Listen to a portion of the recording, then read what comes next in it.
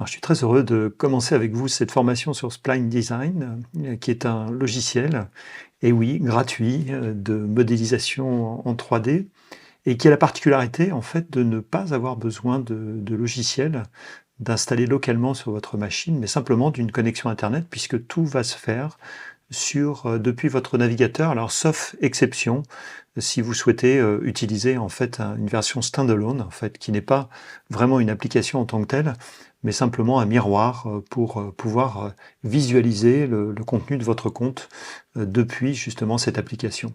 Donc vous n'êtes pas obligé de le faire, mais vous pouvez, si c'est plus pratique pour vous à ce moment-là, le faire. Pendant toute cette formation, j'utiliserai ce processus. Alors ça existe sur les environnements Windows et Mac et sur des puces Intel et des puces également silicone, pour l'environnement Mac en tout cas.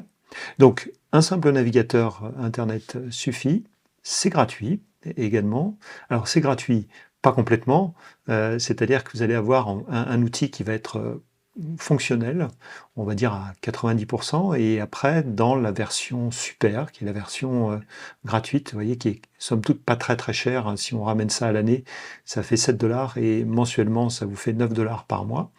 Ça vous donne droit à beaucoup plus de possibilités, notamment certaines fonctionnalités qui sont, à l'heure où j'enregistre, en train d'être développées.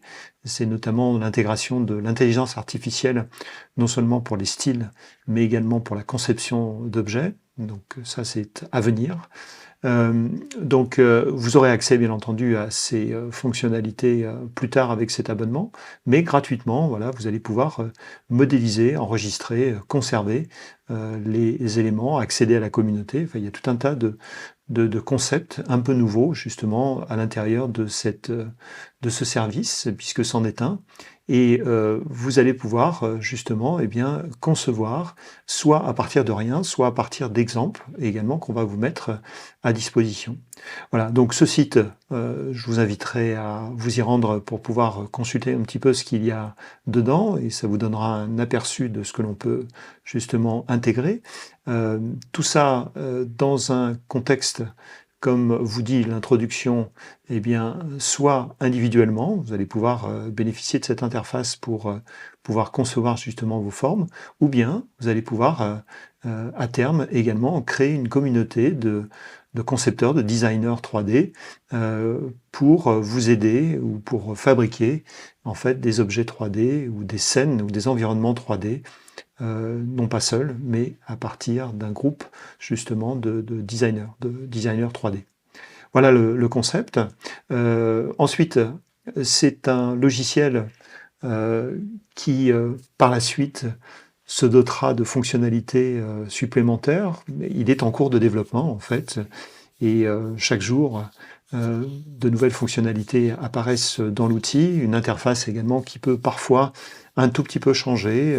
Vous pourrez peut-être le constater au fur et à mesure de l'utilisation que vous allez pouvoir en faire. Mais en tout cas, c'est un outil complet qui se dote de fonctionnalités supplémentaires chaque jour. Ça, je vous l'ai déjà dit, mais c'est en fait important. Ça n'est pas figé dans le temps.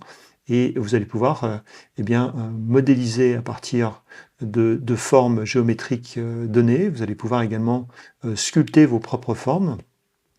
Et puis, vous aurez ensuite, et c'est ça aussi la puissance de cet outil, la capacité de pouvoir créer des événements et des changements de statut, donc créer des animations jusqu'à des choses rigolotes, comme par exemple ici ce Game Control, qui vous permettra d'interagir avec soit votre souris, soit le clavier, et de pouvoir créer en fait des petites animations justement interactives en 3D.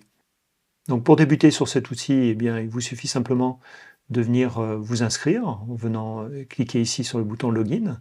Vous allez pouvoir créer votre compte. Là, en l'occurrence, mon compte est créé, mais vous pourrez le faire à partir d'un compte traditionnel ou à partir d'un compte Google, par exemple, pour pouvoir accéder à votre interface. Donc là, vous voyez que je passe par le navigateur, mais vous pouvez également, depuis le site internet, télécharger justement cette application, ce standalone, pour justement pouvoir démarrer cette application et travailler depuis votre compte à partir justement de cette appli Spline qui sera localisée dans votre machine. Donc vous voyez ici, l'interface est exactement la même, sauf que vous avez voilà, cette capacité à pouvoir le faire depuis cette application plutôt que depuis un navigateur web. Voilà.